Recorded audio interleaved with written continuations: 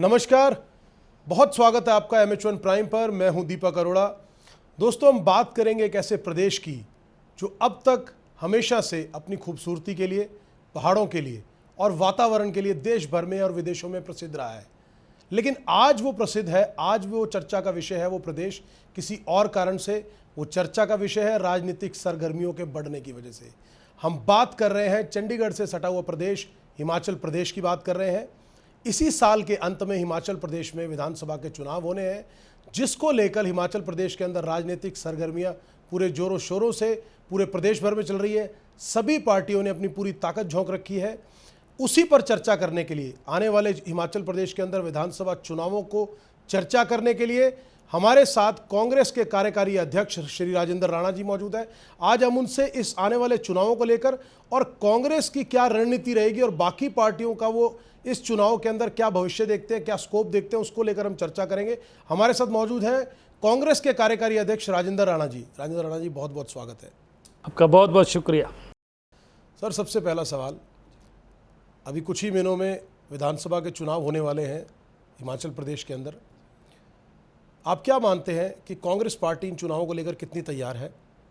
आपके जो कार्यकर्ता हैं, आपके जो नेता हैं, वो कितने संजीदा हैं इस चुनाव को लेकर कि वीरभद्र सिंह जी के जाने के बाद ये पहला चुनाव होगा?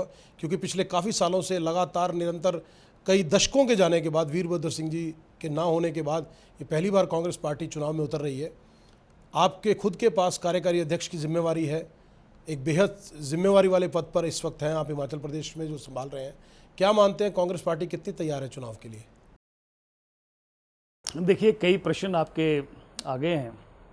सबसे पहले तो मैं ये कहूँगा कि हिमाचल प्रदेश में जितनी भी जनसभाएं हो रही हैं उसमें साफ तौर पर हिमाचल प्रदेश में ये ठंडा प्रदेश है, बर्फीला प्रदेश है, देवी देवताओं की भूमि है, और जो जनसभाएं हो रही हैं उसमें साफ तौर पर हिमाचल की फिजाओं में बदलाव की आहट जो साफ तौर दिख रही है।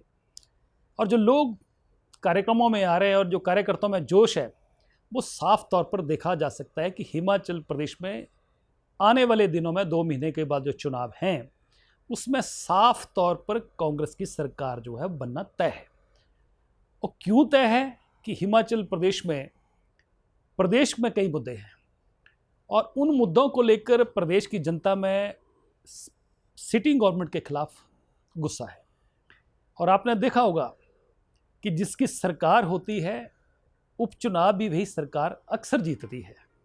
छुटपुट चुनावों को छोड़कर हिमाचल प्रदेश में 1 साल चुनावों को था, बीजेपी की सरकार थी, और 4 उपचुनाव होते हैं और चारों उपचुनाव भारतीय जनता पार्टी हारती है।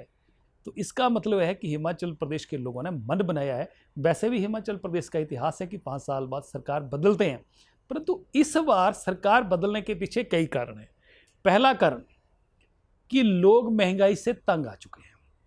जब भारतीय जनता पार्टी की सरकार प्रदेश में आई है, केंद्र में आई है, महंगाई को मुद्दा बनाकर आई है, और उस समय भारतीय जनता पार्टी के सभी नेताओं ने जनसभाओं में महंगाई की चर्चा करी है। 400 रुपये का सिलेंडर मिलता था तो उसमें कहा गया कि बहुत हुई महंगाई की मार, अब की बार भाजपा सरकार। तो मैं आज ये पूछना चाह रहा हूं भारतीय जनता पार्टी से, उनके नेताओं से, जिस पे ये चर्चा करने के लिए तैयार ही नहीं है, कि आखिर क्या वजह हुई कि 400 रुपये वाला सिलेंडर आज 1150 रुपये में लोगों को मिल रहा है। तेल की एक छोटी सी बोतल जो 70 रुपये में मिलती थी आज 230 रुपये में मिल रही है। क्या कारण रहे कि अंग्रेजी हुकूमत में भी दूध पे, दही पे, लस्सी पे, चावल पे, आटे पे कभी किसी सरकार ने कोई टैक्स नहीं लगाया? इस सरकार ने टैक्स लगा दिया। इतना महंगा पेट्रोल डीजल जहां अपने देश में मिल रहा है, दुनिया में इतना महंगा किसी देश में नहीं मिलता है। इस पे बहुत ज़्यादा टैक्सेस लगाए गए हैं, इसलिए आज महंगाई से लोग तंग हैं। दूसरा मेरा कहना यह है कि हिमाचल प्रदेश में सरकार बनाने में और बदलने में प्रदेश का 2.5 लाख कर्मचारी महत्वपूर्ण रोल अदा करता है, और प्रदेश के कर्मचारियों को जो छठा पे कमीशन जो मिला है वो भी पंजाब की पैटर्न पे मिलता है, वो भी हिमाचल प्रदेश में पूरी तरह लागू नहीं हुआ। लोगों को रेरियर्स मिले। और 2003 में जब केंद्र में भारतीय जनता पार्टी की सरकार थी, उस समय देश में राज्यों में और केंद्र में सभी गवर्नमेंट एम्प्लॉइज की पेंशन बंद कर दी थी। और आज हमने ऐलान किया है कि हिमाचल प्रदेश में सरकार बनने के तुरंत बाद पहली कैबिनेट मीटिंग में कांग्रेस पार्टी की सरकार बनने पर यह फैसला हम लेने वाले हैं कि हिमाचल प्रदेश के सभी सरकारी कर्मचारियों को जैसे 2003 से पहले पेंशन मिलती थी, हम पेंशन लागू करने वाले हैं। क्यों लागू करने वाले हैं? क्योंकि हमारी छत्तीसगढ़ की सरकार कांग्रेस की और राजस्थान की कांग्रेस सरकार ने दोनों ने ओल्ड पेंशन स्कीम कर्मचारियों को लागू कर दी है। ये बहुत बड़ा मुद्दा है। तीसरा मैं ये कहना चाह रहा हूँ कि हिमाचल प्रदेश में जैसे सब्जी मंडी में सब्जी की बोली लगती है, उस तरीके से इस सरकार में नौकरियां बेचने की बोलियां लगी हैं। बैकडोर एंट्रीज के माध्यम से बहुत सारे लोगों को उनकी मेरिट्स को दरकिनार के रोस्टर को दरकिनार करके लोगों को नौकरियां दी गई हैं। और पुलिस की भर्ती में तो शरेआम 100 करोड़ रुपए का स्कैम हुआ कि 1000 से ज़्यादा लोगों को जो है पेपर लीक करके बेच दिया गया और उससे एक मतलब 100 करोड़ रुपया इकट्ठा कर लिया गया। उससे बेरोजगार जो हैं, जो नौजवान हैं हमारे हैं, वो इस सरकार से तंग हैं और लोगों में गुस्सा है।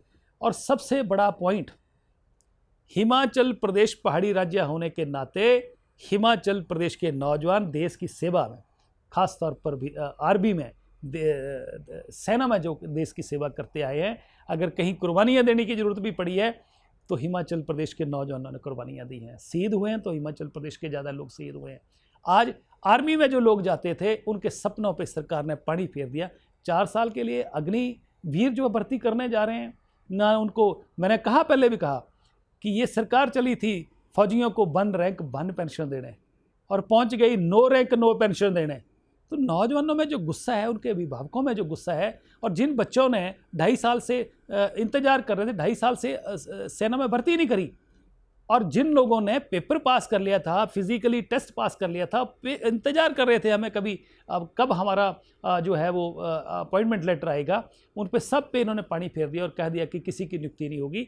तो जो 17 साल का बच्चा भर्ती हो जाएगा, 18 साल का, 21-22 साल की उम्र में रिटायर होकर आ जाएगा, ना उसकी शादी हो पाएगी तब तक, तो ना पेंशन उसको लगेगी, उसका भविष्य क्या है? तो इसलिए बहुत सारे इश्यूज़ आज प्रदेश में खड़े हैं और इन इश्यूज़ को लेकर हिमाचल प्रदेश की जनता भारतीय जनता पार्टी को बाहर का रास्ता दिखाएगी। और इस सरकार 5 साल बाद हिमाचल के लोग बदलते आए, इतिहास है, परंतु इस बार पूरी तरह सुपड़ा साफ होने वाला है, इस बात को मैं दावे के साथ कह सकता हूँ। और रही आपने जो बात कही, राजा वीरभद्र सिंह जी हमेशा लीड करते थे, आज वो हमारे बीच में नहीं है। वो आज हमारे बीच में प्रैक्टिकल तौर पर फिजिकली नहीं है, पर उनकी यादें, उनका काम, वो हिमाचल प्रदेश के कण कण में बसते हैं, हिमाचल प्रदेश के हर व्यक्ति के दिलों में बसते हैं। वो कांग्रेस के दिलों में लोगों को भी बसते हैं, परंतु बीजेपी के लोगों के दिलों में भी बसते हैं, काम उनके भी किए हैं। आज चुनाव होगा तो वो फिजिकली बेशक हमारे साथ ना हो, परंतु उनकी यादें, उनका काम, वो हमेशा कांग्रेस के साथ रहेगा, आशीर्वाद कांग्रेस के साथ रहेगा, हमारी पार्टी के साथ है। वो हमारे नेता थे और हिमाचल प्रदेश को शिखर की तरफ ले जाने में, आधुनिक हिमाचल प्रदेश खड़ा करने में राजा वीरभद्र सिंह का हाथ रहा है। और हिमाचल प्रदेश को अगर पूर्ण राज्य का दर्जा भी मिला है, छोटा सा राज्य होने के नाते भी, तो भी ये डॉक्टर YS परमार जो कांग्रेस के मुख्यमंत्री रहे, उनके प्रयासों से और श्रीमती इंदिरा गांधी के आशीर्वाद से हिमाचल प्रदेश को पूर्ण राज्य का दर्जा मिला था। उस समय भी भारतीय जनता पार्टी जनसंघ होती थी, उस समय कहते थे कि स्टेट हुड को मारो ठुड, ये लोग कहा करते थे। इसलिए आज हिमाचल प्रदेश में जो मर्जी हो, सरकार कांग्रेस की बनेगी और मैनिफेस्टो भी वही तैयार किया जा रहा है, लोगों की राय ली जा रही है और लोगों को पूछ के जो है वो मैनिफेस्टो तैयार किया जाएगा।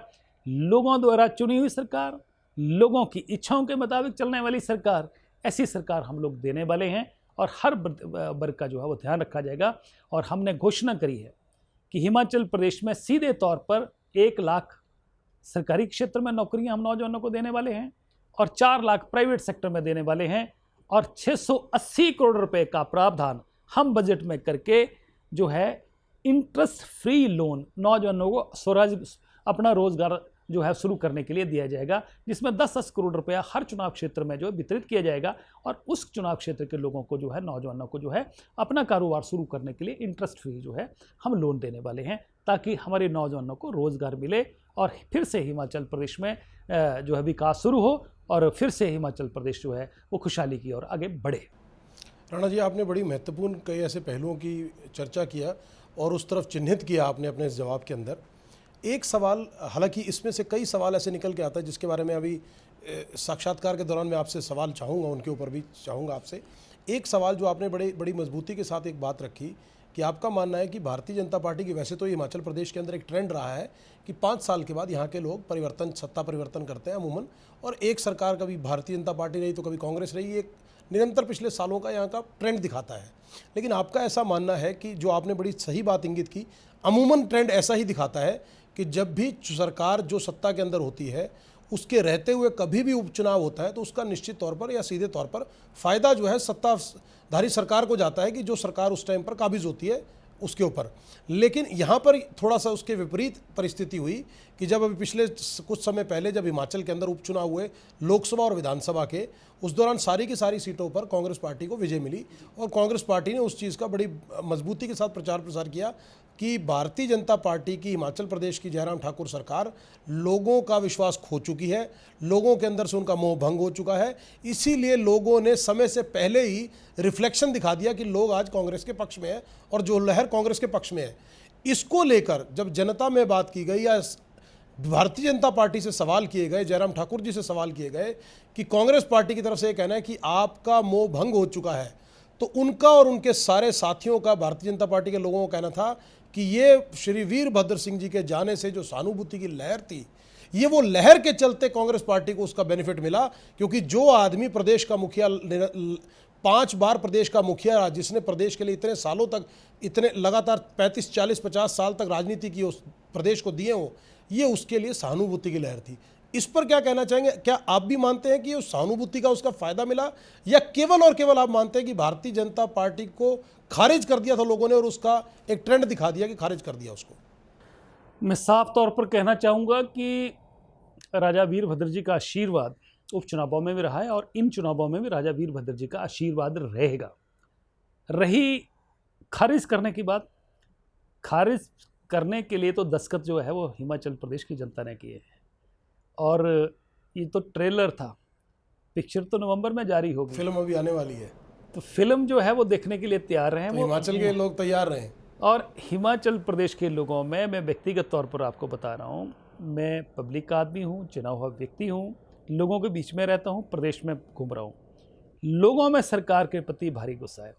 और जब गुस्सा किसी हुकूमत के खिलाफ होता है तो उस हुकूमत के खिलाफ गुस्सा निकालने का लोकतंत्र में एक ही तरीका होता है कि जब आपका अधिकार इस्तेमाल करने की बारी आए, वोट डालने की बारी आए, तो वो इस्तेमाल किया जाए। और जिस दिन चुनाव होगा, इसको, इस सरकार को हमने कहा है कि आपके पेंशन के डॉक्यूमेंट हिमाचल प्रदेश की जनता ने तैयार कर दिए हैं, मात्र शेष जो है दस्तखत बचे हैं।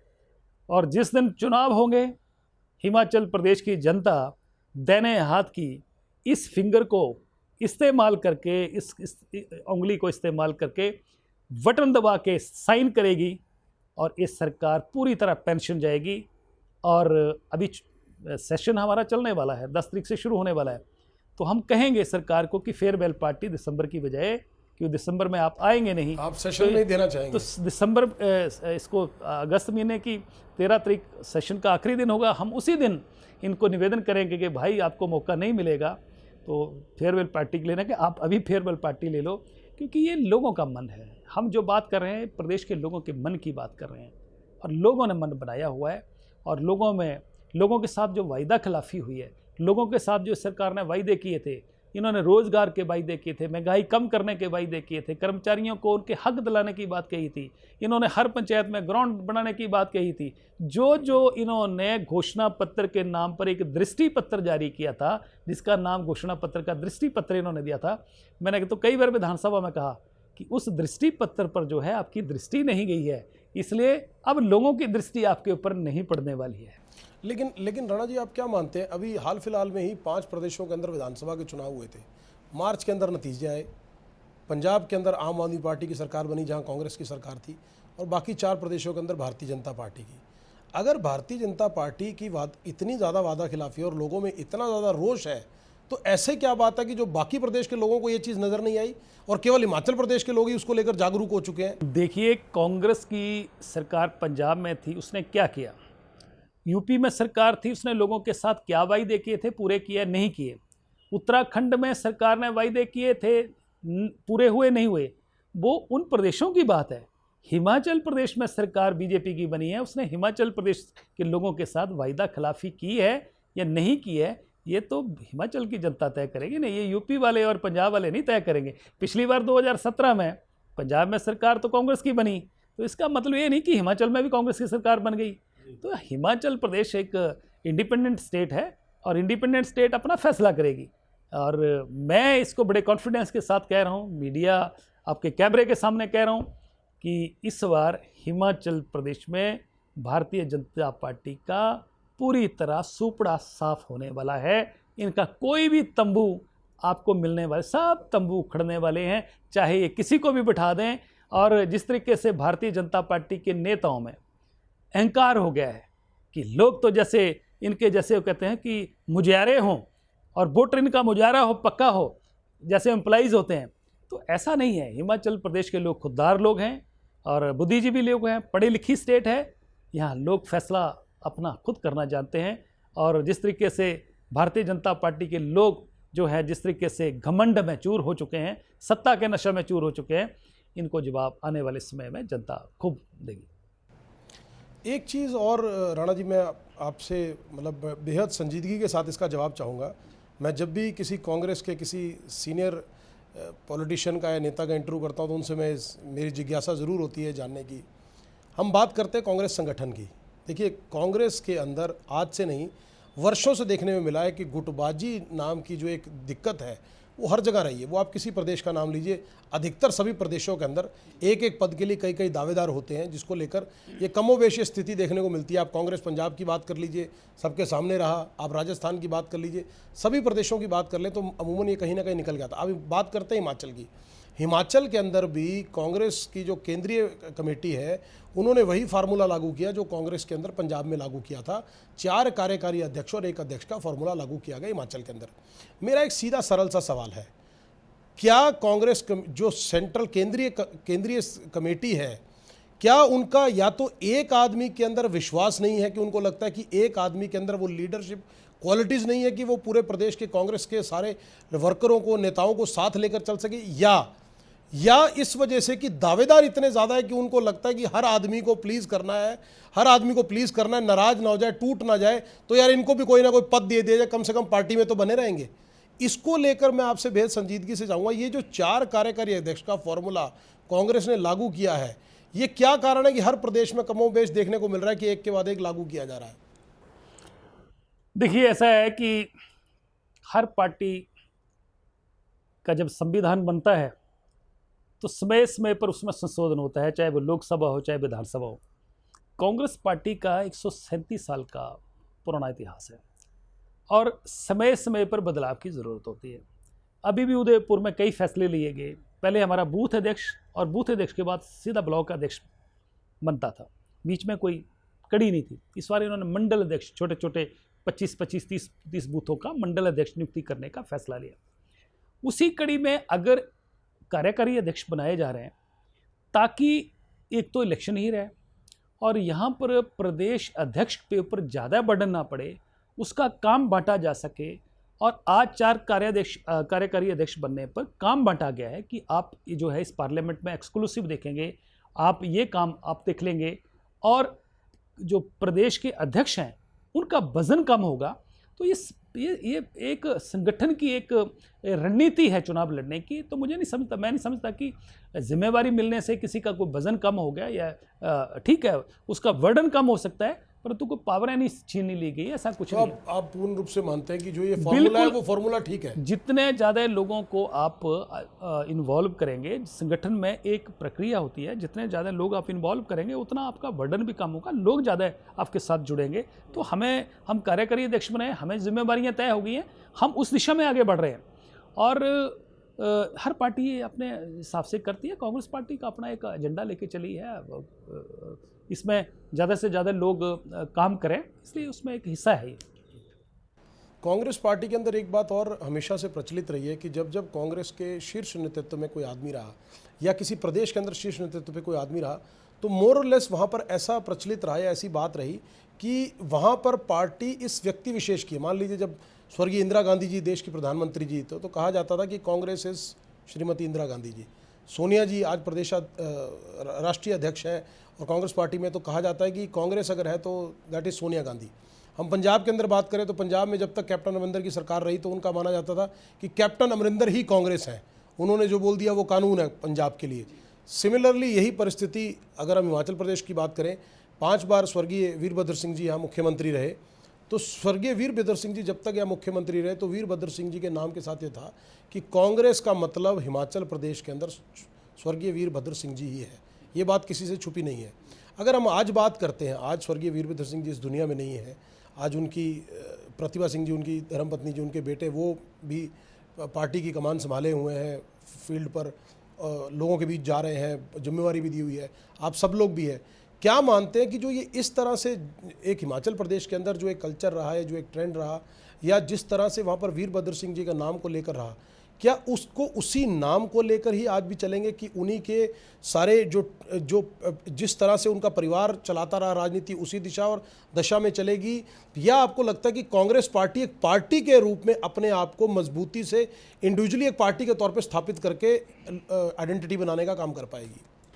देखिए, जहाँ तक आने वाला चुनाव है, वीरभद्र जी के कामों को, उन्होंने जो लोगों की सेवा की है, उस सारी चीज़ों को हम साथ लेके चलेंगे, क्योंकि उन्होंने कांग्रेस पार्टी को मजबूत करने के लिए प्रदेश के लोगों की सेवा करने में कोई कसर नहीं छोड़ी। 60 साल जीवन के उन्होंने चुनाव लड़कर प्रदेश के लोगों की सेवा करी, इसलिए उनका नाम भी चलेगा, उनका काम भी चलेगा, उनकी यादें भी चलेंगी और संगठन भी मिलकर जो है काम करेगा। आज कई लोग प्रश्न करते हैं कि हिमाचल प्रदेश में टोटल लीडरशिप, टोटल कांग्रेस एकजुट होकर आज चुनाव लड़ने जा रही है, और हमने उपचुनाव भी इकट्ठे होकर सामूहिक नेतृत्व में और एकजुट होकर चुनाव लड़ा है। और ये चुनाव भी हम 2022 का जो चुनाव है, जनरल इलेक्शन जो है असेंबली का, इसको हम एकजुट होकर लड़ेंगे और राजा वीरभद्र जी का नाम साथ लेके चलेंगे।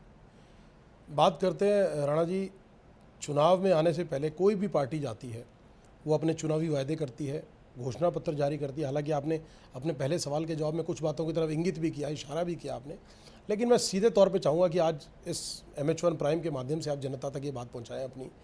वो कौन से ऐसे 5 काम कांग्रेस पार्टी ये मानती है, या वो किसी कारणवश लंबित रहे, चाहे वो कांग्रेस की सरकार में रहे या वो जयराम ठाकुर की सरकार ने लागू नहीं किए या करना नहीं चाहा, जो भी है, कौन से ऐसे 5 काम जो है कि कांग्रेस की सरकार अगर सत्ता में आती है, या मुख्यतः जो आप 3, 4, 5 जो भी काम मानते हैं, वो कौन से काम है कि जब सरकार बनेगी तो पहली कलम के साथ कांग्रेस पार्टी सत्ता में आने के बाद करेगी? दूसरा, अगर बात करें हिमाचल प्रदेश के अंदर, हिमाचल प्रदेश में अर्थव्यवस्था के जो 2 मुख्य स्रोत हैं, या जहाँ से रेवेन्यू जनरेट होता है, एक टूरिज़्म और दूसरा है जो सेब के बागानों का, उनका वो का, इनको लेकर भी आप लोगों का कोई मुख्यतः एजेंडा है कि अगर अर्थव्यवस्था को मजबूत करने को लेकर, इसको प्रमोट करने को लेकर कोई और भी ऐसी कोई रणनीति लेकर कांग्रेस पार्टी आ रही है कि सत्ता में आने के बाद इनको लेकर और आगे बढ़ाया जाएगा? देखिए, सबसे पहला एजेंडा हमारा ये है कि प्रदेश का कर्मचारी जो सरकार को चलाता है, सरकार की योजनाओं को घर घर पहुंचाता है, उनकी जो ग्रीवेंसेस हैं उनको हमने जो है वो एड्रेस करना है। एक तो ओल्ड पेंशन स्कीम का मसला है, वो हमने कह दिया कि हम इसको लागू करने वाले हैं। जिस तरह राजस्थान और छत्तीसगढ़ में हो गया, जैसे हमारी 2 वो स्टेटों में आप हिमाचल प्रदेश में भी लागू करने वाले हैं। और रही हिमाचल प्रदेश को आगे ले जाने की बात, देखिए, मैं व्यक्तिगत तौर पर ये समझता हूँ कि हिमाचल प्रदेश को नेचर ने बहुत कुछ दिया है। इतना खूबसूरत प्रदेश, मैंने एक बार आर्टिकल भी लिखा था इसके ऊपर कि हिमाचल प्रदेश का जितना क्षेत्रफल है, इससे बहुत कम क्षेत्रफल के कई ऐसे मुल्क हैं, जैसे आपका सिंगापुर है, ऐसे कई मुल्क हैं जिनका बहुत कम क्षेत्रफल है हिमाचल की अपेक्षा, एक लाहौल स्पीति से भी कम है। तो उन लोगों ने टूरिज़्म के दम पर आज वो कहाँ पहुँच गए। हिमाचल प्रदेश को नेचर ने इतनी खूबसूरती दी हुई है, हम चाहेंगे कि सरकार बनने के पर अब जो है बाकी तो काम चलेंगे। टूरिज़्म एक ऐसा सेक्टर है जहां आप डायरेक्ट और इनडायरेक्ट एम्प्लॉयमेंट की कोई सीमा नहीं है। लोग तो आर्टिफिशियल चीज़ें खड़ी करके टूरिज्म को डेवलप कर रहे हैं, यहाँ तो नेचर ने बहुत कुछ दिया है। हम प्रयास करेंगे पीपी मोड में सरकार की तरफ से, चाहे किसी भी रूप में, हिमाचल प्रदेश जो खूबसूरती है इसको बरकरार रखते हुए दुनिया भर का टूरिस्ट यहाँ आए और उनके लिए, टूरिस्ट के लिए सुविधाएं, लोग आना चाहते हैं, लोग पैसा खर्चना चाहते हैं, परंतु वो सुविधाएं चाहते हैं। एयर कनेक्टिविटी हो, हेलीकॉप्टर की सेवाएं हो, इस तरह की कई सेवाएं। आप हेल्थ टूरिज्म बहुत अच्छा हो सकता है। अमेरिका से आके आदमी हिमाचल प्रदेश में, क्योंकि वहाँ पर क्लाइमेट बहुत अच्छा है हिमाचल प्रदेश में, तो वहाँ इलाज कराना चाहेगा, तो अच्छे हॉस्पिटल्स वहाँ पर हों। तो इन चीज़ों पे हम फोकस करने वाले हैं और जल्द हम पहले साल में इम्प्लीमेंट करेंगे। तो ये बहुत सारी चीज़ें हैं, रोड की कनेक्टिविटीज़ अच्छी हों, आपकी एयर कनेक्टिविटी अच्छी हो, इन चीज़ों पे फोकस करने की ज़रूरत है। देखिए, एम्प्लॉयमेंट जो है हम देना चाहते हैं, तो टूरिज़्म में होटल इंडस्ट्री है, होटल में आप डायरेक्ट और इनडायरेक्ट कितने लोगों को एम्प्लॉयमेंट मिलती है। टैक्सी वाले को मिल रही है, कोई मटन सप्लाई कर रहा है, कोई चिकन सप्लाई कर रहा है, कोई चद्दर सप्लाई कर रहा है, कोई पिल्लो सप्लाई कर रहा है, कोई सब्जी सप्लाई कर रहा है। इससे बहुत सारा वास्ट इंफ्रास्ट्रक्चर है टूरिज़्म। तो ये तो हमारा प्रायोरिटी पे रहेगा, बाकी के सेक्टर भी प्रायोरिटीज़ पे रहेंगे। एजुकेशन एंड हेल्थ, इसको हम बहुत ज़्यादा इंपॉर्टेंस देने वाले हैं।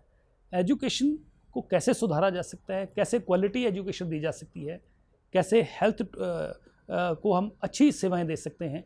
हमारे लोगों को, हिमाचल प्रदेश के लोगों को, हमने आरटीए में परमिशन ली थी, तो 3.25 लाख के करीब पेशेंट हिमाचल का पीजीआई में रजिस्टर्ड हुआ आके आया है। तो क्यों हिमाचल प्रदेश के लोगों को इतनी दूर आना? हाँ, बहुत ज़्यादा कोई बड़ी प्रॉब्लम हो, ठीक है, पर बहुत सारी चीज़ें हम डिस्ट्रिक्ट हेडक्वार्टर्स पे इस्टेब्लिश करने वाले हैं। ऐसा हम लोग आने वाले इसमें टूरिज्म, हेल्थ, एजुकेशन, इन सब सेक्टर्स को हम तीन मूलभूत चीजें हैं जिसके ऊपर मजबूत कांग्रेस करने पार्टी जिसका फोकस रहेगा। और सबसे बड़ी बात है कि हम हिमाचल प्रदेश के नौजवान जो बिल्कुल बेरोजगार घूम रहे हैं, उनके पेरेंट्स की जो चिंता है, उनकी अपनी चिंता है, उसको सबसे पहले हम प्रायोरिटी के आधार पर जो है उसको दूर करने का हम प्रयास करेंगे। और इंडस्ट्री बाहर से आए, हिमाचल प्रदेश में उनको अच्छा एनवायरनमेंट मिले, गवर्नमेंट की अच्छी सपोर्ट मिले, ये सब चीज़ें हम लोग जो है उनको करने वाले हैं। राणा जी, हिमाचल प्रदेश की अगर बात करें तो मुख्य तौर पे, हालांकि छोटी पार्टियां कई और भी रही, लेकिन अगर पिछले काफ़ी सालों का अगर हम समीकरण या आंकड़े निकालें तो मुख्यतः 2 ही पार्टियां अस्तित्व में रही हिमाचल प्रदेश में, जिन्होंने हिमाचल प्रदेश के अंदर सत्ता पर काबिज रही, या भारतीय जनता पार्टी या कांग्रेस। इस बार पहली बार आम आदमी पार्टी किस्मत आजमाने जा रही है। हालांकि पंजाब में तो पहले से थोड़ा मौजूद थे, उनके सांसद भी थे, सब कुछ था, लेकिन इस बार कांग्रेस आम आदमी पार्टी को बम्पर बहुमत मिला और 90 से ज़्यादा सीटें उनको पंजाब के अंदर मिली, और पंजाब में उन्होंने पहली बार आम आदमी की पार्टी की सरकार बनाई, जो कि दिल्ली के बाहर जाकर किसी भी प्रदेश के अंदर, देश की बात करें तो किसी भी प्रदेश के अंदर पहली बार आम आदमी पार्टी ने कहीं और दूसरे राज्य में जाकर स्टेट सरकार बनाई। आप क्या मानते हैं, इस बार जो अरविंद केजरीवाल और उनकी जो पार्टी आम आदमी पार्टी है, उसको कितनी बड़ी चुनौती देखते हैं हिमाचल प्रदेश के अंदर? दूसरा, हिमाचल का जो एक ट्रेंड रहा है, जो मैंने आपसे पहले भी जिक्र किया कि 5 साल के बाद यहाँ पर सत्ता परिवर्तन रहा है, एक ट्रेंड रहा है हिमाचल प्रदेश का, उस परिवर्तन के चलते कहीं आम आदमी पार्टी बीच में से बाजी तो नहीं मार जाएगी? देखिए, ऐसा है कि ये जो कहा आपने कि पंजाब में आम आदमी पार्टी की सरकार बनी, ये सही है, और उस सरकार बनने के बाद हिमाचल प्रदेश की तरफ भी आम आदमी पार्टी का तुरंत रुख हुआ और एक बूम जो हिमाचल प्रदेश में भी पार्टी के पक्ष में आया। ऐसा आप मानते हैं? मैंने उस वक्त भी कहा था कि हिमाचल प्रदेश में हमेशा 2 पार्टियां सफल रही हैं, मुकाबला दोनों में हुआ है, तीसरा विकल्प कभी भी सफल नहीं हुआ है। और मैंने कहा, जैसे गुब्बारे में हवा भरी जाती है और थोड़ी देर के बाद गुब्बारे से हवा निकल जाती है, आम आदमी पार्टी की हवा भी निकल जाएगी। और लोगों को उम्मीद थी कि पंजाब में, जिन उम्मीदों को लेकर पंजाब के लोगों ने वोट दिया है, दिल्ली का सिस्टम कुछ और है, वहाँ रेवेन्यू जनरेशन बहुत है, और पंजाब में सरकार चलाना इतना आसान नहीं है। आज पंजाब की हालत क्या होगी? ये सारे नेता राणा जी ऐसा ही क्यों बोलते हैं? जिनसे भी मैंने ये सवाल किया, सबने यही जवाब दिया, सच्चाई है कि पंजाब में सरकार चलाना एक बिल्कुल अलग है, जबकि उसके विपरीत भगवंत मान जी तो रोज इतने ऐसे फैसले ले रहे हैं जो अभी तक नहीं हुए थे। मैं जो आपको बता रहा हूँ कि पंजाब में जिन उम्मीदों को लेकर सरकार बनी थी, वो उम्मीदें लोगों की टूट चुकी हैं। आज पंजाब में आतंकवाद सोच रखने वाले लोग, खालिस्तान सोच रखने वाले लोगों ने फिर से सुर उठाया। हिमाचल प्रदेश जैसे पीसफुल स्टेट, वहाँ भी यहाँ पंजाब में सरकार बनने के बाद विधानसभा परिसर पर के बाहर खालिस्तान का स्लोगन लिखे गए हैं, वहाँ पर खालिस्तान के होस्ट, वो फ्लैग होस्ट हो गए। तो हिमाचल प्रदेश में तो तब नहीं हवा लगी आतंकवाद की या खालिस्तान की, जब पंजाब आतंकवाद जो पंजाब में पीक पे था। यहाँ पर जो है लॉकेट लॉन्चरों से जो है इंटेलिजेंस की बिल्डिंग पर हमला हो गया। और पंजाब में आपने देखा होगा कि कितने लोग जो हैं वो उनको गोलियों से उड़ा दिया गया, कत्ल हो गए, मूसेवाला का जो है वो कितना बेरहमी से मर्डर हुआ। तो ऐसे कई किस्से पंजाब में हो गए। इसलिए हिमाचल प्रदेश के लोग ऐसी घटनाओं के बाद पूरी तरह सहम गए। और जो लोग आम आदमी पार्टी में बीजेपी के लोग या कांग्रेस के लोग आम आदमी पार्टी को ज्वाइन भी जिन लोगों ने किया था, वो देखकर वो धीरे धीरे फिर वापस आ गए। अब सब लोग धीरे धीरे के बड़ी तेज़ी से वापस आ रहे हैं। हर रोज़ आम आदमी पार्टी के लोग टूटकर फिर से वापस आ गए। मुझे नहीं लगता है, अगर आम आदमी पार्टी में कुछ लोग समझदार भी होंगे, ये समझदारी इसी में है। और मुझे भी ऐसा लगता है कि आम आदमी पार्टी हिमाचल प्रदेश में जो हालात अब जो बन गए हैं, जिस तरीके से पूरी तरह लोग जो हैं वो वापस हो गए हैं, आम आदमी पार्टी हिमाचल प्रदेश में शायद चुनाव ना लड़े, ऐसा लगता है उनको। मेरे लगता है कि समझदार होंगे तो चुनाव लड़ेंगे भी। तो आप पूरी तरह से जो आम आदमी पार्टी के अस्तित्व को पूरी तरह से हिमाचल में खारिज हिमाचल प्रदेश में आम आदमी पार्टी का कोई अस्तित्व नहीं है, ना इनका कोई वहाँ पर खाता खोलने वाला है, ना लोग बड़े समझदार हैं जी। लोग हमेशा समय के हिसाब से चलते हैं और लोगों को मालूम है कि हिमाचल प्रदेश का कल्याण, हिमाचल प्रदेश का विकास और हिमाचल प्रदेश के लोगों की जो है जो उनके हितों की रक्षा है, वो रखवाली जो है वो कौन कर सकता है, और वो लोगों ने मन बनाया हुआ है। इसलिए आम आदमी पार्टी का मुझे नहीं लगता कि कोई। चलिए, आने वाले वक्त में सबके सामने आंकड़े होंगे, पता लगेगा ही। 2 सवाल और राणा जी, जो मैं प्रदेश की जनता का बड़ी जिज्ञासा के साथ ये जानना चाहती है। जब भी कोई पार्टी चुनाव में उतरती है और चुनाव से कुछ समय का कुछ थोड़ा टाइम रह जाता है, तो सारी पार्टियां अपनी रणनीति बनाती हैं और थोड़ा आकलन करती हैं, आंकड़ों को जोड़ती हैं, प्लस माइनस करती हैं और ये जानने की कोशिश करती हैं कि यार हमारे को कहाँ पर प्लस मिल रहा है और कहाँ माइनस मिल रहा है, कहाँ सीट आ रही है, कहाँ नहीं आ रही, कहाँ पर ज़्यादा मेहनत करने की ज़रूरत है और कहाँ पर कम मेहनत करने की ज़रूरत है, हमारी सीट आ रही है। तो निश्चित तौर पर कांग्रेस पार्टी ने भी अपनी जिस तरह से अपनी पूरी कांग्रेस के प्रदेशाध्यक्ष और 4 कार्यकारी अध्यक्षों की, तो आप लोगों की इंटरनल जो बैठकों में मंथन जरूर हुआ होगा। हम गिनती 50 से शुरू करने वाले हैं। 50 से शुरू कर रहे हैं। मेरा यही सवाल था कि 67 विधानसभा है, 68 विधानसभा है। क्या मानते हैं कांग्रेस पार्टी ने जो इंटरनल वर्किंग की है, इस बार प्रदेश के अंदर कांग्रेस पार्टी कितनी सीटों के साथ सरकार बनाने जा रही है? हमारा प्रयास 68 के 68 जीतने का रहेगा, पर कम से कम लगाएं। जो हमने आंकड़े इकट्ठे किए, हमने जो सर्वे किया, हमने जो फीडबैक ली है, हम 50 पार पक्का होने वाले हैं। इस बार 50 से पार ही होगी, कम नहीं होगी। तो मिनिमम मानते हैं कि 50 सीट के साथ हिमाचल प्रदेश में इस बार कांग्रेस की सरकार बनने जा रही है। 100% बनेगी, दीवार पे लिखी हुई इबारत है। चलिए, हम उम्मीद करते हैं कि कांग्रेस की सरकार बने और आपको जिम्मेवारी में देखें वहाँ। एक और सवाल जो बहुत ही महत्वपूर्ण सवाल है, जिसमें मैं चाहूँगा कि आप बेहद संजीदगी के साथ जवाब दीजिएगा। जब भी कोई पार्टी सरकार के अंदर आती है, सत्ता में आती है, मैंडेट मिलता है, मैंडेट मिलने के बाद सबसे पहला सवाल होता है कि मुख्यमंत्री का चेहरा कौन। इस बार स्वर्गीय वीरभद्र सिंह जी दुनिया में नहीं है, उनकी धर्मपत्नी जी प्रतिभा सिंह जी और उनके बेटे भी पूरी तरह से एक्टिव हैं, पब्लिक जनता के बीच में जा रहे हैं। चर्चा का दौर लगातार राजनीतिक गलियारों में जारी है कि मुख्यमंत्री का चेहरा कौन होगा। अगर कांग्रेस की सरकार आई तो वो प्रतिभा सिंह होंगी, उनके बेटे हो सकते हैं, या अगर आपको भी कांग्रेस पार्टी की तरफ से पार्टी को मैंडेट मिलने के बाद ऐसा अवसर दिया जाए कि आप मुख्यमंत्री का पद संभालिए और जिम्मेवारी संभालिए, तो आपकी प्रतिक्रिया होगी। ये 2 सवाल है, क्या प्रतिभा सिंह जी और उनके बेटे में से ही कोई सीएम का कैंडिडेट होगा, और दूसरा, अगर आपको अवसर मिलता है, पार्टी आपको नियुक्त करती है, अपॉर्चुनिटी देती है कि सरकार आ गई और आप संभालिए, तो आपकी प्रतिक्रिया क्या होगी? देखिए, पहले आपने कहा कि अगर सरकार आती है, अगर आपके हिसाब से तो आ ही रही है, अगर शब्द हमने हमारी अब डिक्शनरी में नहीं है, अभी डिक्शनरी में नहीं है। अब सरकार अगर नहीं आ रही है, आ गई है, लोगों का मन है, लोग आशीर्वाद देने वाले हैं। रही मुख्यमंत्री की आपने बात पूछी है, मुख्यमंत्री वही बनेगा जो ईश्वर ने तय किया है, और दूसरा जो हाईकमान तय करेगी, और जिसको भी तय करेगी हम सब मिलकर उसके साथ चलेंगे और एक संयुक्त तरीके से, एक संगठित होके एक टीम की तरह जो है सरकार को चलाएंगे। जो भी मुख्यमंत्री बनेगा, दिल्ली हाईकमान तय करेगी, विधायक तय करेंगे, सबकी राय होगी, और उनके साथ मिलकर एक टीम की तरह सभी मिलकर काम करेंगे। प्रदेश के लोगों की जो इच्छाएं हैं, उनकी जो उम्मीदें हैं उनको पूरा करेंगे।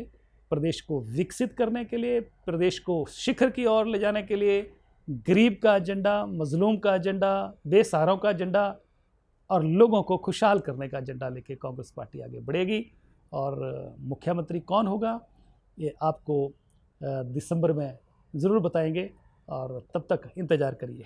नहीं, लेकिन आपने अपनी प्रतिक्रिया नहीं दी राणा जी कि अगर पार्टी आपका नाम आगे सामने लाती है, जनता आपका नाम सामने लाती है, कांग्रेस पार्टी के वर्कर नेता आपका नाम सामने लाते हैं और उस पर हाईकमान आपसे पूछता है कि आपको जिम्मेवारी देने जा रहे हैं, अगर ऐसी परिस्थिति होती तो आपकी प्रतिक्रिया? ईश्वर जो चाहेगा वही होगा, हाईकमान चाहेगा, बिल्कुल दुरुस्त है आपकी बात, लेकिन मैं आपके सामने एक परिस्थिति रख रहा हूँ, अगर ये अवसर आपको दिया जाए तो उस अवसर के जवाब में आपकी प्रतिक्रिया क्या होगी? देखिए, ये जो आपका प्रश्न है इसका जवाब सिर्फ यही है, जब ऐसा स्थिति आएगी तो उस समय सोचेंगे। अभी तो हम सब मिलकर जो है पार्टी को सत्ता में लाना चाहते हैं, और सत्ता में पार्टी आए और लोगों के कल्याण का एजेंडा लेके आए, लोगों को विकास का एजेंडा लेके, लोगों के विकास का एजेंडा लेके आए, हमारा प्रदेश खुशहाली की ओर बढ़े, ये देवी देवताओं का स्थान सुरक्षित रहे और लोग यहाँ पर जो हैं अपने जीवन में आगे बढ़े और हिमाचल प्रदेश फिर से एक खुशहाल, खूबसूरत और सब चीज़ों को लेकर आगे बढ़े।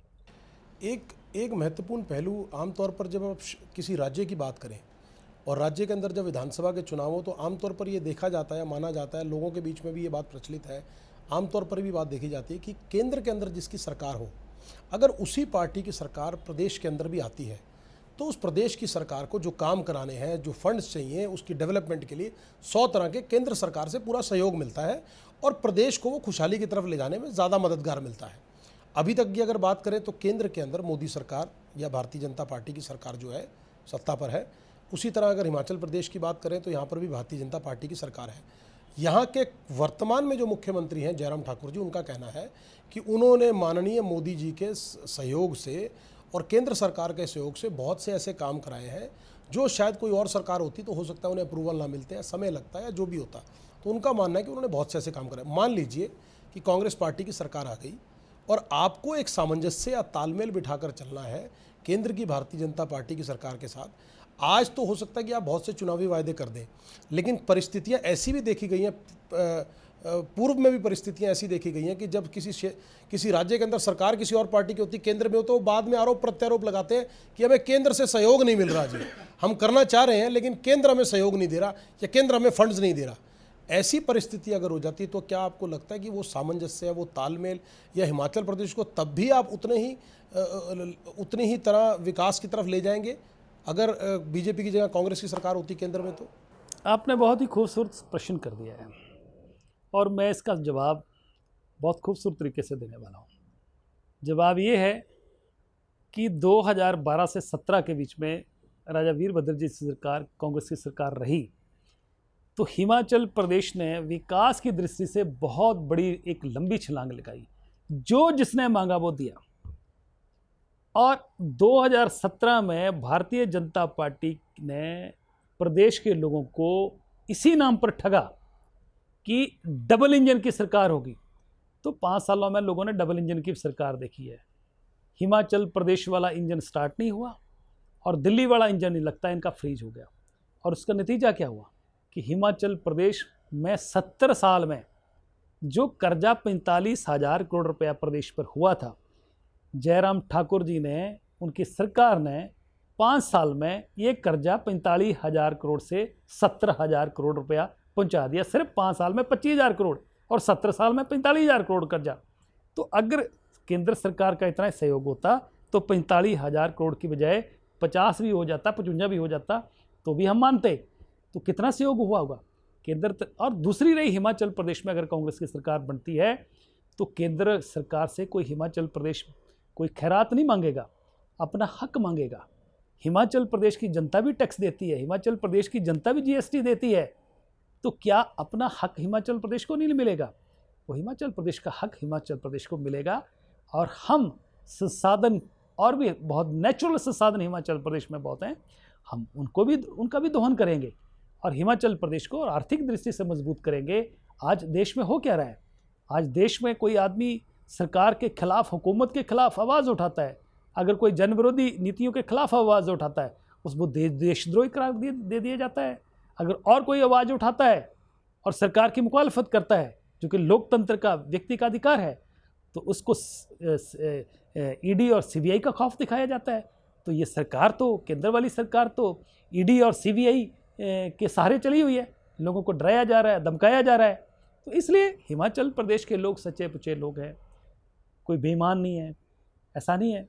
तो इसलिए कोई हिमाचल प्रदेश का आदमी इन चीज़ों से डरने वाला नहीं है। हिमाचल प्रदेश के लोग आज जो है वो पूरी तरह कांग्रेस के साथ हैं, और कांग्रेस ही एक ऐसी पार्टी है जो गरीब के बारे में सोचती है, गरीबों के लिए योजनाएं बनाती है, कर्मचारियों की हमेशा हितैषी रही है।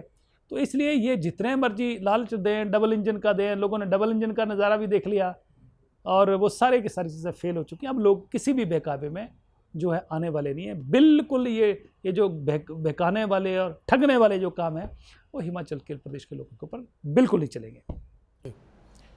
आप पूर्व में भी हमने देखा है कि आप जो है वर्तमान सरकार जयराम ठाकुर के खिलाफ आवाज़ मुखर करते रहे, चाहे वो पुलिस भर्ती वाले मामले को लेकर हो या और मामलों को लेकर हो। अभी समय बहुत कम बचा है चुनावों के अंदर।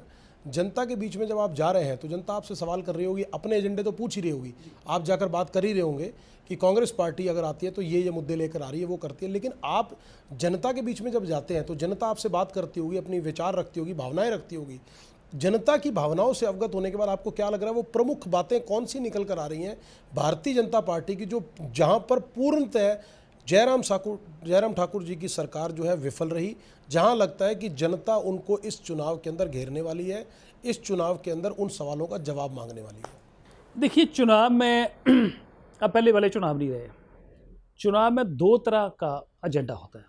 एक होता है कि आपने अपोजिशन के विधायक के नाते या अपोजिशन पार्टी के नाते आपने लोगों के जो हित हैं उनकी कितनी पैरवी की। जो सरकार कानून बनाती है उसमें कोई कमियां हैं तो उनको उस कमियों को दूर करना विपक्ष का काम है, उनको रोकना विपक्ष का काम है। सरकार कोई ऐसे अलोकतांत्रिक फैसले लेती है तो उसको रोकना विपक्ष का काम है। मैं समझता हूँ कि लोकतंत्र में जितनी इम्पोर्टेंट सत्ता पक्ष होता है उससे ज़्यादा इम्पोर्टेंट विपक्ष होता है, जो लोगों के हितों की पैरवी करता है। और दूसरी बात कि आज दो तरह के वोटर जो है वो चाहता है। एक तो विपक्ष के नाते हम ये कहेंगे कि सरकार की नाकामियां रही हैं, ये वायदा खिलाफी हुई है, ये आपके साथ गलत हुआ है। वो विपक्ष का काम है। लोगों के हितों की पैरवी करना विपक्ष का धर्म है, और हमने इस धर्म को विधानसभा के अंदर और विधानसभा के बाहर दोनों जगह निभाया। दूसरा एजेंडा आज का वोटर यंगस्टर ये देखना चाहता है कि ये तो सरकार की कमी है, परंतु आप क्या करने वाले हैं। तो हमारा जो एजेंडा है बड़ा साफ एजेंडा होगा।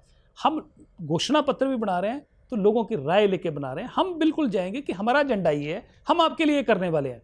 और सरकार 5 साल रही, उसने आपके साथ ये वायदे किए थे और ये आपके साथ हुआ है, फैसला आपको करना है। इसलिए सरकार की नाकामियाँ तो बहुत ज़्यादा रही है, वो तो हम जनता के बीच में लाएंगे ही, लेके जाएंगे, पर साथ में भी लेके जाएंगे कि हमारा क्या एजेंडा है। देखिए, हम सत्ता में आ रहे हैं तो हम लोगों के साथ कुछ तो कमिटमेंट करके जाएंगे। बिना कमिटमेंट के कैसे होगा।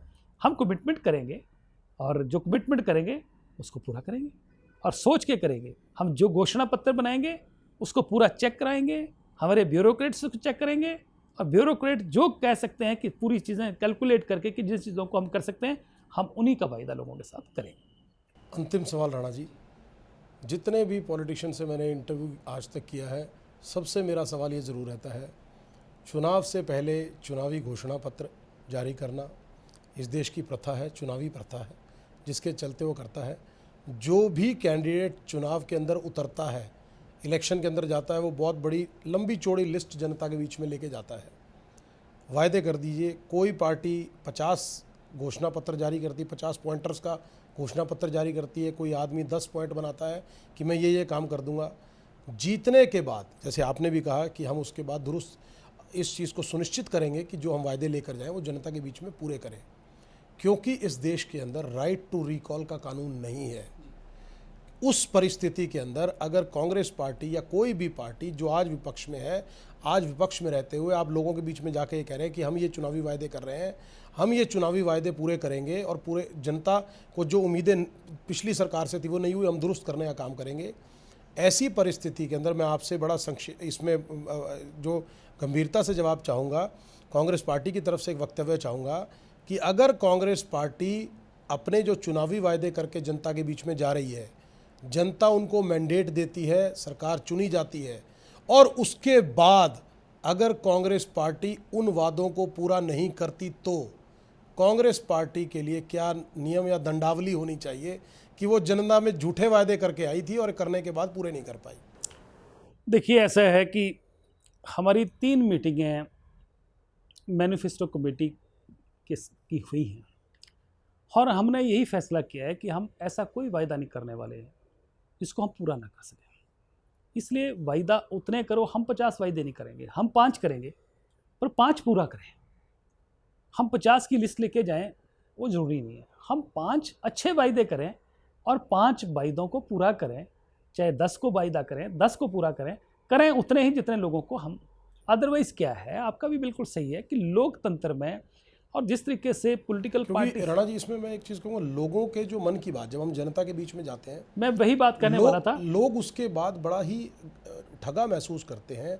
लोगों के मन में भावना होती है कि आज उनके पास चारा नहीं है, क्योंकि उन्होंने मैंडेट तो दे दिया, और मैंडेट दे दिया 5 साल के लिए, तो 6 महीने के बाद अगर वही सरकार जो वायदे करके सत्ता पर आई है और वो पूरे नहीं करती तो सरकार, लोग हेल्पलेस हो जाते हैं, उनकी सुनवाई नहीं होती, उनके पास कोई मंच नहीं होता जहां जाकर बात रखें और वो बात उनकी दुरुस्त की जा सके। देखिए, तो हम लोग उस बारे में मैं प्रतिक्रिया चाहूँगा कि जनता, और ये देश भर में होता है, मैं ये नहीं कह रहा कि आज किसी एक विशेष प्रदेश की बात नहीं कर रहा हूं। मैं उसी बात पे आ रहा था कि देश में, हमारे देश में पॉलिटिकल पार्टीज जो हैं वो कई बार ऐसी कमिटमेंट्स कर लेती हैं, ऐसे वायदे कर लेती हैं जो पूरे नहीं होते हैं, और जिससे लोगों का लोकतंत्र में और पार्टीज़ में विश्वास उठ जाता है।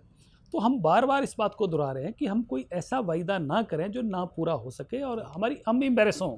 इसलिए हमारे प्रयास रहेगा कि हम वायदा वही करें जो हम पूरा कर सकते हैं। इसलिए हमारा प्रयास रहेगा कि जो वायदे करें उनको सशर्त उनको पूरा करें और उसको एक सरकारी दस्तावेज के रूप में लागू किया जाए ताकि लोगों का विश्वास कांग्रेस पर बना रहे। बिल्कुल, चलिए, बहुत बहुत धन्यवाद राजेंद्र राणा जी, आपने समय निकाला आज एमएच1 प्राइम के मंच पर। आपको और आपकी पार्टी को आने वाले हिमाचल प्रदेश के विधानसभा चुनाव के लिए बहुत बहुत शुभकामनाएं। आपके स्वास्थ्य की कामना करते हैं, आपके दीर्घायु की कामना करते हैं। उम्मीद करते हैं कि जिस साफ नीयत और बातों के साथ आप कह रहे हैं कि कांग्रेस पार्टी जनता के बीच में जा रही है हिमाचल प्रदेश के अंदर, उम्मीद करते हैं कि जनता को वो बातें समझ में आएंगी, जनता आप में विश्वास व्यक्त करे। आने वाले समय में देखना दिलचस्प होगा कि जनता का रुख किस करवट रहता है। तो देखना दिलचस्प होगा कि हिमाचल प्रदेश के चुनाव के अंदर इस बार टोपी किस पार्टी और किस नेता के सर सजेगी। भविष्य के गर्भ में जो बात छुपी है उसको वही रहने देते हैं।